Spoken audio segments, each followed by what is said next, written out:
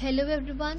The next topic comes unit 2, that is research problem. That means ਇਹਦੇ ਵਿੱਚ ਆਪਾਂ ਇਹ ਦੇਖਦੇ ਹਾਂ ਕਿ ਰਿਸਰਚ ਜੋ ਪ੍ਰੋਬਲਮ ਆ ਰਹੀ ਹੈ ਉਹਦੇ ਵਿੱਚ ਆਪਾਂ ਕੀ ਉਹਨੂੰ ਪ੍ਰੋਪਰਲੀ ਸਮਝਣਾ ਹੈ ਪ੍ਰੋਬਲਮ ਨੂੰ, ਉਹਦੇ ਉੱਪਰ ਕਿਵੇਂ ਆਪਾਂ ਰਿਸਰਚ ਕਰਾਂਗੇ, that we will study in this chapter. ਠੀਕ ਹੈ। ਯੂਜੂਅਲੀ ਕੁਐਸਚਨ ਕੀ ਆ ਜਾਂਦਾ ਹੈ ਕਿ ਤੁਹਾਡੀ ਆਰਗੇਨਾਈਜੇਸ਼ਨ ਵਿੱਚ ਇਹ ਪ੍ਰੋਬਲਮ ਆ ਚੁੱਕੀ ਹੈ, ਤੁਹਾਡੀ ਕੰਪਨੀ ਦੀ ਸੇਲ ਡਾਊਨ ਹੋ ਚੁੱਕੀ ਹੈ, that means identify the research problem ਤੇ ਤੁਸੀਂ ਕੀ ਸਟੈਪਸ ਫੋਲੋ ਕਰੋਗੇ ਇਸ ਚੀਜ਼ ਨੂੰ सॉल्व करने वास्ते। ठीक है।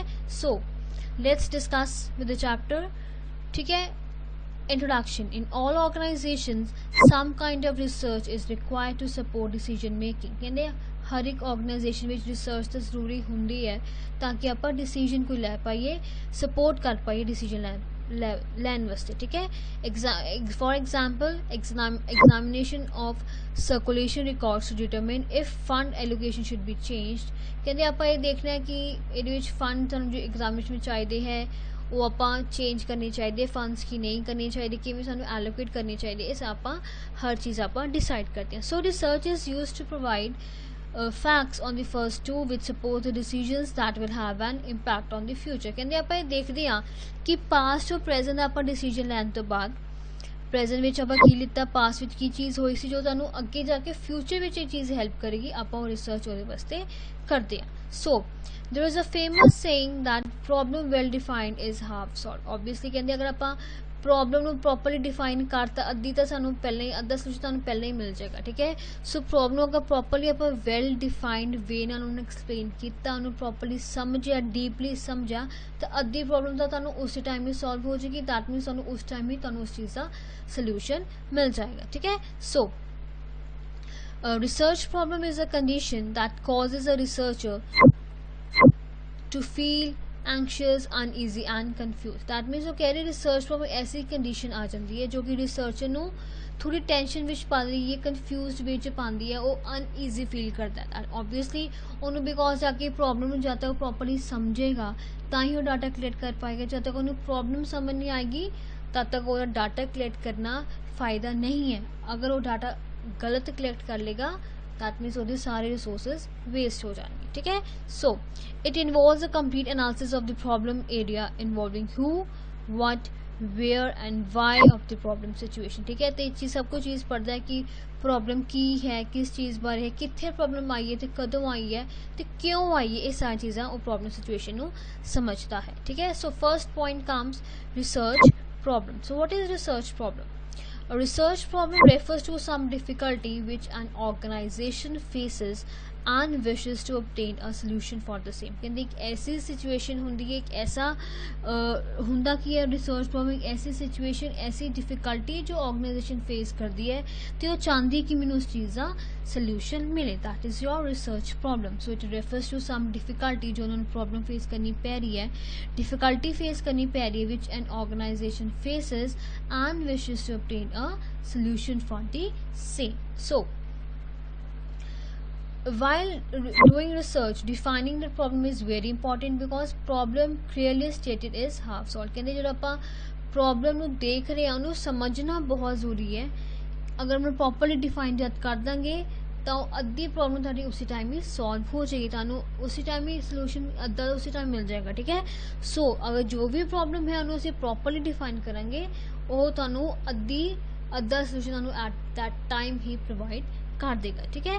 सो इट शोज़ कि प्रॉब्लम को डिफाइन करना और बिल्कुल सही तरीके डिफाइन करना कितना ज़्यादा ज़रूरी है। ठीक है। So example of ambiguous definition. Ambiguous is means not clear. ठीक है। जैसे प्रॉब्लम प्रॉपरली डिफाइन नहीं की तो एग्जाम्पल दिसी गई है, find out how much sales has been declined recently. ठीक है। इन्होंने इन्नी बोलता कि कितनी सेल डिक्लाइन हुई है। So let us suppose a research problem is defined in a broad and general way as follows. ठीक है। एक एग्जाम्पल गिवन है नीचे, why is the productivity in Korea much higher than in India. So in this type of question a number of ambiguities are there. ठीक है। कहते इन्होंने example दिती है कि कोरिया विच प्रोडक्टिविटी इंडिया नालों क्यों ज़्यादा है। ठीक है। So why is the productivity in Korea much higher than that in India. हुण इहदे विच सानू की चीज़ अनक्लीयर है ਐਂਬੀਗੂਅਸ ਡੈਫੀਨੇਸ਼ਨ ਵੀ ਦੱਸਿਆ ਗਿਆ ਕਿ ਕਿਹੜੀ ਚੀਜ਼ ਅਨਕਲੀਅਰ। ਆਪਾਂ ਇਹਦੇ ਵਿੱਚ ਹੁਣ ਦੇਖਾਂਗੇ ਕਿੰਨੀ ਐਂਬੀਗੁਇਟੀਜ਼ ਨੇ। ਪਹਿਲੀ ਚੀਜ਼ ਕੀ ਹੈ, ਆਪਾਂ ਇਹਦੇ ਵਿੱਚ ਕਿਸ ਤਰ੍ਹਾਂ ਦੀ ਪ੍ਰੋਡਕਟਿਵਿਟੀ ਦੀ ਗੱਲ ਕੀਤੀ ਹੈ, ਆਪਾਂ ਮੈਂਸ਼ਨ ਨਹੀਂ ਕੀਤਾ।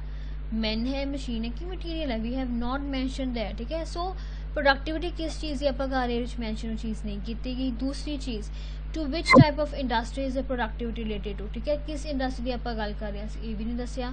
Third point, in which time frame we are analyzing the productivity, किस टाइम की गल कर रहे हैं, 2010 ਦੀ, 2000 ਦੀ, 2015 ਦੀ, we have not mentioned the time। so ਇਹ ਤੁਹਾਡੀ ਤਿੰਨੋਂ ਜੋ ਚੀਜ਼ਾਂ ਨੇ ਇਹ ਮੈਂਸ਼ਨ ਨਹੀਂ ਕੀਤੀਆਂ ਗਈਆਂ। that means ਉਹ ambiguous ਹੈ, unclear definition ਹੈ ਪ੍ਰੋਬਲਮ ਦੀ, ਅਸੀਂ ਪ੍ਰੋਬਲਮ ਨੂੰ ਪ੍ਰੋਪਰਲੀ ਨਹੀਂ ਡਿਫਾਈਨ ਕੀਤਾ ਗਿਆ। that is your example of an ambiguous definition। Next comes example of unambiguous, that means ਤੁਹਾਨੂੰ जो भी डाटा अवेलेबल है ਉਹਨੂੰ ਆਪਾਂ जो भी प्रॉब्लम प्रॉपर डिफाइन किया गया है ਇਹਦੇ ਵਿੱਚ, ठीक है, प्रॉब्लम ਨੂੰ ਅਸੀਂ हर एक आस्पेक्ट कवर करके प्रॉपरली डिफाइन किया गया, that is your unambiguous definition, ठीक है। सो एग्जाम्पल की दसेगी ये च, what are the factors for increased labour product. देखो ये दसता ने कि आप किस चीज़ की गल कर रहे हैं, ये लेबर की गल कर रहे हैं। इन Korean textile in manufacturing industry, that मीनस आप इंडस्ट्री की गल भी कर ली, कि इंडस्ट्री है, टैक्सटाइल की है, तो कि ईयर की गल की है, 1996 to 07, that means 2007, related to Indian textile industry. That means ये थोड़े अनएम्बीगुअस डेफिनेशन, दैट मीनस आप क्लीयरली डिफाइन किया कि आप किस चीज़ बारे गल कर रहे हैं, ठीक है। सानू कोई नहीं दसा गया आप मैन की गल की, मशीन की कि मटीरियल की, चीज़ पता लग गया कि आप मैन की गल कर, दैट मीनस लेबर की। ये सानू नहीं पता सी कि आप किस प्रोडक्टिविटी की गल कर रहे हैं, ये सानू पता लग गया कि आप ये टैक्सटाइल की गल कर रहे हैं, ठीक है। सानू ये पीरियड नहीं पता सी, दैट मीनस ये सानू टाइम फ्रेम बारे कोई गल नहीं की गई सी, ये आप टाइम फ्रेम की गल कर ली 1996 to 2007। सो ये थोड़ा अगे example of an unambiguous definition. So that was research problem. दूसरा पॉइंट आंदा है सिलेक्शन ऑफ द प्रॉब्लम, ठीक है। अगर तुहानू ऑब्वियसली हो सकता जरूरी नहीं कि ऑर्गेनाइजेशन में सिर्फ एक प्रॉब्लम हो, ठीक है। सो प्रॉब्लम्स बहुत हो सकती हैं, ठीक है। सब तो मेन प्रॉब्लम की आ रही है, आप वो सिलेक्ट करनी है। दूसरी चीज़ आप वो प्रॉब्लम सिलेक्ट करांगे जो तुहानू लगता कि तुसी उन्हों ईजली एंड एक अपना 100% देके उस प्रॉब्लम को जरूर सॉल्व करोगे, ठीक है। So the research problem undertaken for study must be carefully selected, ठीक है। जो भी आप प्रॉब्लम देख रहे हो आप ध्यान नाल बहुत ही मान्यूटली हर पॉइंट्स में देखने तो बाद ही आप सिलेक्ट करनी कि आप की प्रॉब्लम सानू आ रही है, आप कि प्रॉब्लम सिलेक्ट करनी है। So the task difficult one, obviously सानू पता है सानू ये डिफिकल्ट टास्क है, कोई कहने कोई गल नहीं, डिफिकल्ट टास्क है नो डाउट, बट इनू अगर आप इस चीज़ में प्रॉपरली कर लिया, ठीक है। सो सानू उहदी सलूशनस लभना, उन्होंने सॉल्व करना साडे लई बहुत ईजी हो जाएगा। सो जो जिस चीज़ की तुहानू प्रॉपर नॉलेज है, ठीक है, रिसर्च नू उही प्रॉब्लम नू सिलेक्ट करके सॉल्व करना चाहिए, ठीक है। सिलेक्शन क्राइटेरिया की होएगा, your genuine enthusiasm for the problem, ठीक है। तुसी एंथुजियाजम हो गए, एंथुजियास्टिक हो गए, ताई तुसी प्रॉब्लम नू सॉल्व कर पाओगे। Controversial subject should not become the choice of an average research, that मीनस जो कॉन्ट्रोवर्सी आप कर रहे हो चीज़ और सब्जेक्ट मैटर तुसी सिलेक्ट नहीं करना। The degree to which research on this problem benefits professional society, ठीक है। अगर आप प्रॉब्लम सिलेक्ट कर रहे हैं तो वो किस हद तक थोड़े प्रोफेशनल सोसाइटी को बेनिफिट देगी, फायदा देगी, आप वो सिलेक्ट करनी है चीज़, ठीक है। Degree to which research on this problem will assist your professional goals या कैरियर ऑब्जेक्टिव्स नूं किवें करनगे वो आएगा। Too narrow too vague problem should be avoided, बहुत मानियो छोटी प्रॉब्लम या जो वेग है, ट्रू नहीं है, वो आप अवॉइड करांगे। The degree to which the research will interest superiors and other leaders in the field, ठीक है। इन्नी वो दूसरे थोड़े सुपीरियर्स को कितना इंटरेस्ट क्रिएट करेंगे या थोड़े बाकी इंप्लॉयज कितना लीड करेंगे वो भी आप ध्यान रखना। So these are the few points, आप ये चीज़ सिलेक्ट करने तो पहला ये चीज़ ध्यान रखने तो बाद ही वो प्रॉब्लम सिलेक्ट करनी है, ठीक है। लाइकलीहुड ऑफ द पब्लिकेशन कितनी पब्लिश हो सकती है, relationship of theories or accepted generalizations in the field, या degree to which ethical performance problems are involved। so these are the few points जो आप एक criteria है, एक selection criteria है कि आप किस बेस ऊपर सिलेक्शन ऑफ द प्रॉब्लम करनी है। ठीक है, इन शॉर्ट ਆਪਾਂ प्रॉब्लम ਉਹੀ सॉल्व करनी है जो ਤੁਹਾਡੀ जो प्रॉब्लम ਤੁਸੀਂ क्लीयरली समझ पाओ, जिस फील्ड ਬਾਰੇ ਤੁਹਾਨੂੰ प्रॉपर नॉलेज ਹੋਵੇ, ਜਾਂ जिस प्रॉब्लम ਨੂੰ सिलेक्ट करके बाकी सोसाइटी ਤੁਹਾਡੇ प्रोफेशन ਵਿੱਚ उस चीज़ ਦਾ इफेक्ट पेगा। ठीक है, दैट मीनस आप इदा की प्रॉब्लम सिलेक्ट करनी है जो जर्नल टर्म्स वाकई जो एक्चुअल विच प्रॉब्लमैटिक सिचुएशन अराइज कर रही है, आप वही प्रॉब्लम सॉल्व करके वही प्रॉब्लम सिलेक्ट करके उस प्रॉब्लम पर रिसर्च करनी है ताकि सानू उस चीज़ का रेलिवेंट इन्फॉर्मेशन गैदर होकर आप उसका सोल्यूशन लभ पाई। Third point comes understanding the problem. So अगर वो कह रहे कि अगर आप प्रॉब्लम ਨੂੰ सिलेक्ट कर लिया है, उस तो बाद सानू ਇਹ ਕੀ है कि आप उन्होंने प्रॉपरली थॉरली समझिए कि प्रॉब्लम है कि सिलेक्ट तो कर ली, हुण उन्होंने समझना बहुत ज़रूरी है। सो once the problem has been selected, the same has to be understood thoroughly and then the same has to be reframed into meaningful terms from an analytical point of view। कहते एक बार आप प्रॉब्लम ਨੂੰ select कर लिया, ठीक है, select करने तो बाद नैक्सट पॉइंट की आंदा इनू आप समझना है, प्रॉपरली थॉरली समझना है ताकि उन्होंने एक रीफ्रेम कर लिए, उन्होंने अपनी एक्चुअल मीनिंग एक्चुअल वर्डिंग ਨੂੰ रीफ्रेम करके एक मीनिंगफुल टर्म्स ਵਿੱਚ आप प्रॉब्लम ਨੂੰ लिख लेना है। ठीक है, जरूरी नहीं है कि आप जो असी प्रॉब्लम सिलेक्ट की उन्होंने टेक्निकल टर्म्स ਵਿੱਚ सॉल्व करना है। नो, जो असी प्रॉब्लम ਨੂੰ समझा उन्होंने थॉरली समझो, सिलेक्ट किया उन्होंने थॉरली आप समझना है, समझने के बाद की करना उन्होंने एक न्यू रीफ्रेम करना, उन्होंने न्यू लाइन्स भी लिखने ताकि उस एक मीनिंगफुल आप चीज़ को लिख पाइए, मीनिंगफुल टर्म्स में उन्होंने आप रीफ्रेम करना है। ठीक है, सो ये की आती है the first step in research is to formulate the problem. A company manufacturing television sets might think that it is losing sales to a foreign company. So a brief illustration aptly demonstrates how such problem can be ill conceived। So की कह रहे कहते आप example पहली चीज़ की आती है research का पहला स्टेप क्या आता कि आप प्रॉब्लम को फॉर्मुलेट करांगे। एक कहते कंपनी जो है टीवी मैन्युफैक्चर कर रही है, टीवी सेट्स मैन्युफैक्चर कर रही है, तो ये सोच रही है कि अपनी वो फॉरेन कंपनी के अपने कस्टमर्स को लूज कर रही है। ठीक है, सो एक कह रही एक एग्जाम्पल है जो तुहानूं इस चीज़ को समझाएगी आप प्रॉब्लम किवें प्रॉपरली कंसीव कर सकते हैं। ठीक है, समझ सकते हैं। So the management of a company failed a drop in sales was because of the poor quality of the product.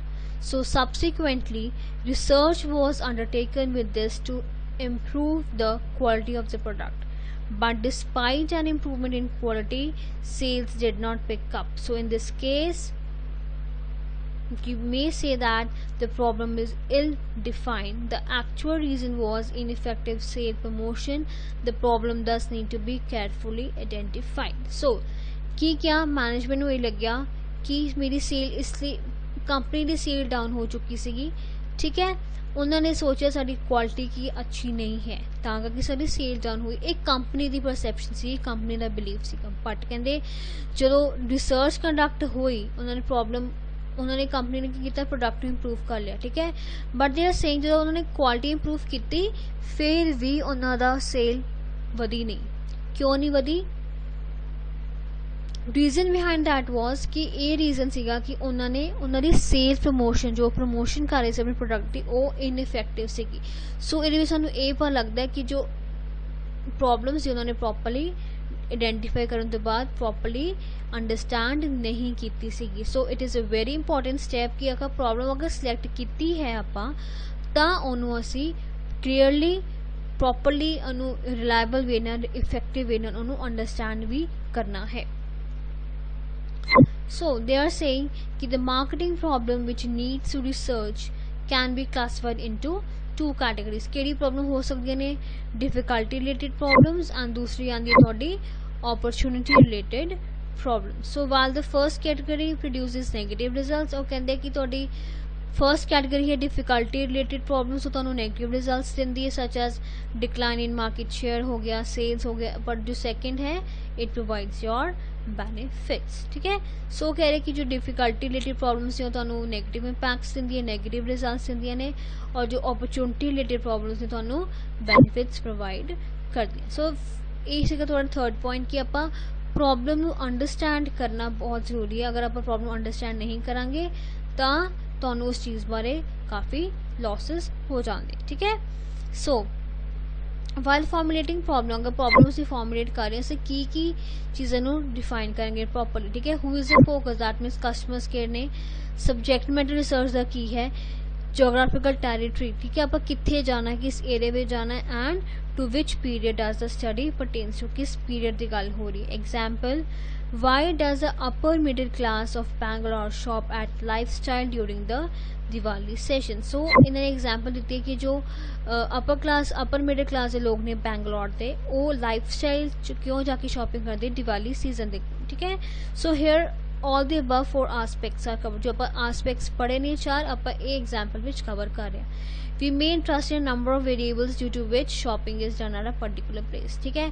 पहले आप देखिया the characteristics of interest to the researcher may be variety offered to lifestyle, की ਆਪਾਂ offer कर रहे हैं lifestyle विच, discount offered की ਆਪਾਂ दे रहे हैं, एम्बियंस की है लाइफस्टाइल विच, ते पर्सनल सर्विस ਆਪਾਂ की ऑफर कर रहे हैं। So in some case the cause of problem is obvious, where as in others the cause is not obvious. So the obvious causes are the products being on the decline, so not so obvious causes could be a bad first experience for the customer, ठीक है। ये देखो focus की है मेरा कि ये जो बैंगलोर दे अपर मिडल क्लास ने, ठीक है। सबजैक्ट मैटर की है कि लाइफस्टाइल दी क्यों शॉपिंग करते हैं। जोग्राफिकल टैरीटरी की मेरी बैंगलोर दी लाइफस्टाइल एंड किस पीरियड की मैं गल कर रही हूँ, मैं दिवाली सैशन की गल कर रही। सो मैं इस चारे आस्पेक्ट्स की कार्य मैं कवर कर रही हूँ। Next point comes necessity of the defined problem. So defining a problem properly is a prerequisite for any study and is step of the highest importance, ठीक है। तो कहें कि अपन प्रॉब्लम डिफाइन करना कहते बहुत ज़रूरी है, it is a pre requisite for every problem and एक ही बहुत ज़्यादा इम्पॉर्टेंट भी है, ठीक है। सो अगेन ये आस्पेक्ट आ गया, दे आर सेइंग कि a problem well defined is half solve. अगर प्रॉब्लम पर प्रॉपरली डिफाइन करता तो अद्धी तो उसी टाइम वो सॉल्व हो रही है। सो defining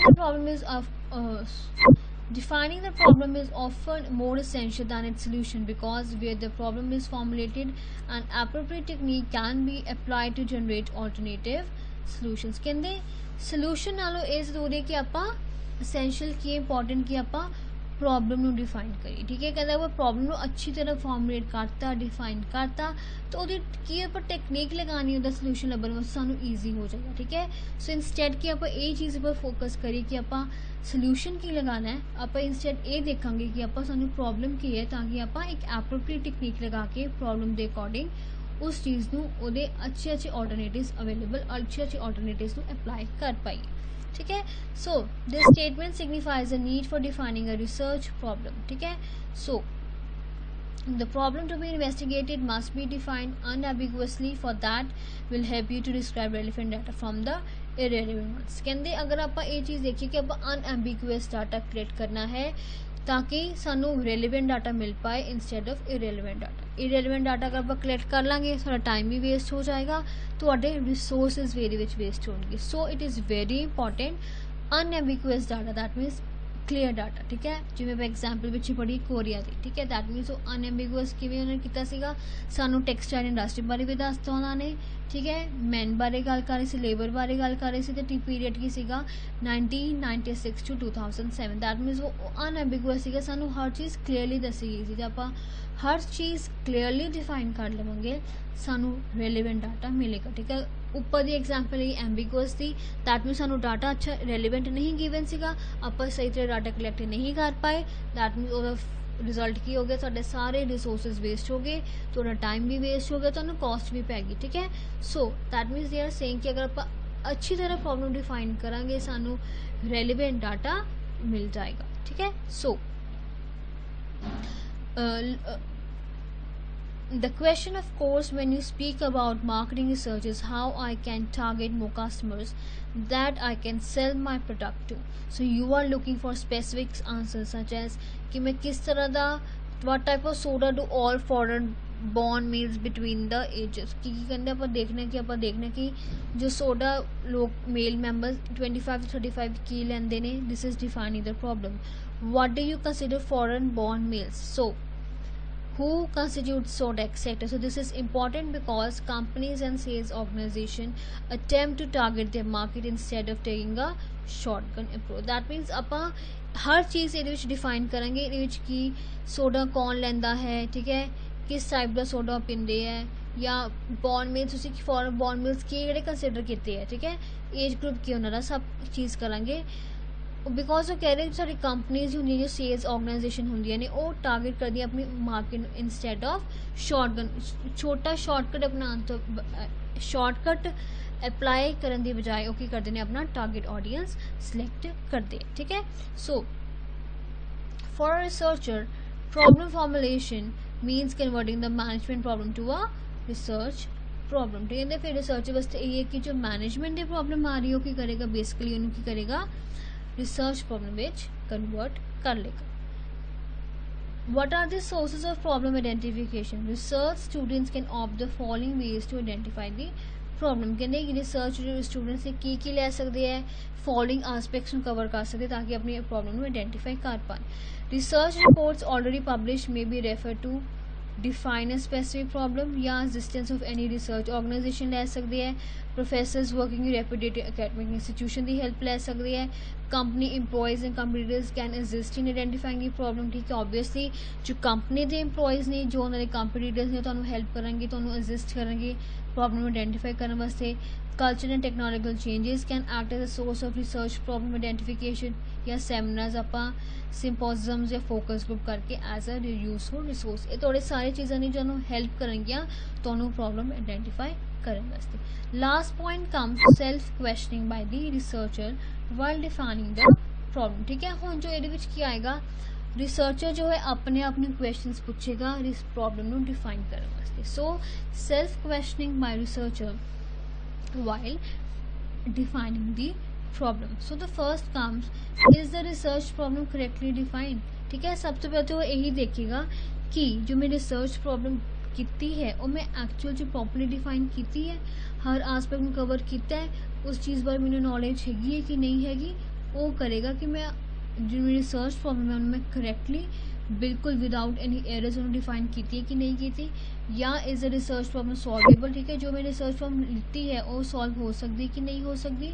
कैन रेलिवेंट डाटा भी gather through the process of marketing research, जो मैं प्रॉब्लम मैनू आ रही है ਉਹਦੇ ਲਈ मैं रेलिवेंट डाटा कलैक्ट कर सकता हो सकता है कि नहीं हो सकता। Is a research problem significant important है कि नहीं है, या इदा दी है वो देखेंगे। Can the research be conducted with in the available resources, जो मेरे को टाइम अवेलेबल है, जो मेरे को कॉस्ट दैट मीन मेरे को जो फंड्स अवेलेबल है ਉਹਦੇ ਵਿੱਚੋਂ मैं रिसर्च कंडक्ट हो सकती है कि नहीं हो सकती है, मैनू बाहरों होर फंड्स लेने पैणगे, ठीक है। सो जो मेरे को अवेलेबल रिसोर्सिस हैगी ਉਹਦੇ ਵਿੱਚੋਂ मेरी हो सकती है इन्फॉर्मेशन गैदर कि नहीं हो सकती। Is the time given to complete the project sufficient, just for example मैनू 20 डेज़ का टाइम मिले, तो जो मैंने 20 डेज़ जो मिले ने रिसर्च प्रॉब्लम के अकॉर्डिंग वो सफिशिएंट हैगी है कि नहीं हैगी, या मैनू होर टाइम चाहिए अपना डाटा कलैक्ट करने वास्ते, ये भी ये आंदा है, ठीक है। या नेक्स्ट क्वेश्चन की पूछेगा what exactly will be difficulties in conducting the study and hurdles to be overcome, ठीक है। मैनू ये ऑब्वियसली इन्ना ईजली डाटा नहीं मिलता किसी भी चीज़ का, ठीक है। तो की डिफिकल्टीज मैनू आएंगे स्टडी कंडक्ट करने वास्ते, या की हर्डल्स आएंगे, या मेरे लिए की बैरियर्स होंगे कि उन्होंने बैरियर्स में किवें कॉम्पिटेंट ओवरकम करना है, वो भी मैं लिखूँगा कि किवें मैं अपने बैरियर्स को इन्होंने बैरियर्स को फेस करके अपनी इन्फॉर्मेशन गैदर करनी है। एंड लास्ट क्वेश्चन आता है कि am I competent to carry the study, और दैट मीनस कि मैनू इस चीज़ की इन्नी नॉलेज हैगी है, या मैं इन्ना कॉम्पिटेंट हैगा कि मैं ये स्टडी कंडक्ट कर पावा, मैं इन्फॉर्मेशन गैदर कर पावा। That means I should be enough capable, enough competent to carry out the study. So 8 self questions होएगा जो क्वेश्चंस रिसर्चर अपने आप में पूछेगा जो प्रॉब्लम को डिफाइन करेगा। So managers often want the results of research in accordance with their expectations, कहते यूजली की है जो मैनेजर्स होंगे वो कि हमेशा चाहते कि जो उन्होंने एक्सपेक्टेशंस है उन्होंने उस अकॉर्डिंग ही ਉਹਦੇ results Milan. So this satisfies them immensely. If one were to closely look at the questionnaire, it is found that in most cases there are stereotyped answers given by the respondents. कहते हैं अगर आप देखिए कई बार आप question देखिए तो आप यूजली देखते हैं कि ऑब्वियसली तो आप आजकल भी देखते हैं कि आप रिस्पोंडेंट्स को जानने हैं वो कई बार इंटरस्टेड नहीं होंगे या ਤੁਹਾਨੂੰ ਉਹ ਘੁਮਾ ਫਿਰਾ ਕੇ ਕਿਸੇ ਚੀਜ਼ ਦਾ ਆਂਸਰ ਦੇ ਦਿੰਦੇ ਜਾਂ ਇਨਕੰਪਲੀਟ ਆਂਸਰ ਦੇ ਦਿੰਦੇ ਸੋ ਦੇ ਆਰ ਸੇਇੰਗ ਕਿ ਅਗਰ ਆਪਾਂ ਧਿਆਨ ਨਾਲ ਦੇਖੀਏ ਕੁਐਸਚਨ ਨੂੰ ਜਸਟ ਤੇ ਯੂਜ਼ ਕਿ ਹਾਂ ਆਪਾਂ ਫਟਾਫਟ ਆਂਸਰਸ ਦੇਣੇ ਜਿਵੇਂ ਮਰਜ਼ੀ ਆਪਾਂ ਟਿਕ ਲਗਾ ਦਈਏ so it is very important ਕਿ ਆਪਾਂ ਹਰ ਚੀਜ਼ ਨੂੰ ਧਿਆਨ ਰੱਖੀਏ so we have to take consideration ਕਿ ਆਪਾਂ ਕ੍ਰੀਏਟੀਵਿਟੀ ਐਸਪੈਕਟ ਨੂੰ ਧਿਆਨ ਰੱਖੀਏ ਕਿ डिफरेंट परस्पेक्टिव के थ्रू आंसर्स क्वेश्चन देखिए और डिफरेंट क्रिएटिविटी लगाए ताकि जो मेरे रिस्पोंडेंट्स ने ठीक है जो भी रिस्पोंडेंट्स मैंने जो आंसर करेंगे और मैंने करेक्टली इंटरस्ट लैके मैनू ही आंसर कर so this is all about your chapter research problem कि सानू रिसर्च प्रॉब्लम की हुंदा उन्हें प्रॉपरली आप डिफाइन करना है ठीक है रिसर्च प्रॉब्लम की हुंदा है जी ਤੁਹਾਨੂੰ ਆਰਗੇਨਾਈਜੇਸ਼ਨ ਵਿੱਚ ਜੋ ਵੀ ਪ੍ਰੋਬਲਮ ਆ ਰਹੀ ਹੈ ਜਦੋਂ ਸਾਨੂੰ ਸੋਲੂਸ਼ਨ ਚਾਹੀਦਾ ਆਪਾਂ ਉਹ ਦੇਖਾਂਗੇ that is first is your research problem ਫਿਰ ਆਪਾਂ ਰਿਸਰਚ ਪ੍ਰੋਬਲਮ ਨੂੰ ਸਿਲੈਕਟ ਕਰਨਾ ਹੈ ਐਪਰੋਪ੍ਰੀਏਟ ਪ੍ਰੋਬਲਮ ਨੂੰ ਆਪਾਂ ਸਿਲੈਕਟ ਕਰਾਂਗੇ that is selection of the problem third point comes ਉਹਨੂੰ ਆਪਾਂ ਅੰਡਰਸਟੈਂਡ ਕਰਨਾ ਕਿ ਜੋ ਵੀ ਪ੍ਰੋਬਲਮ ਆ ਗਈ ਉਹਨੂੰ ਪ੍ਰੋਪਰਲੀ ਅੰਡਰਸਟੈਂਡ ਕਰਾਂਗੇ फोर्थ पॉइंट कम्स कि आप नैसेसिटी ऑफ द डिफाइंड प्रॉब्लम जब तक आप प्रॉपर डिफाइन करेंगे सानू अद्धा सोल्यूशन उसी टाइम में मिल जाएगा एंड लास्ट पॉइंट कम्स कि आप जो सेल्फ क्वेश्चन रिसर्च अपने आप ने पूछेगा प्रॉब्लम डिफाइन करन time so this is all about this chapter usually question यही आता है कि तुहानू एक क्वेश्चन दिता जाता है ये तुहानू एक प्रॉब्लम दी जाती है ऑर्गेनाइजेशन की उस अकॉर्डिंग आप अपनी प्रॉब्लम नू इस स्टैप्स विच डिफाइन करते हैं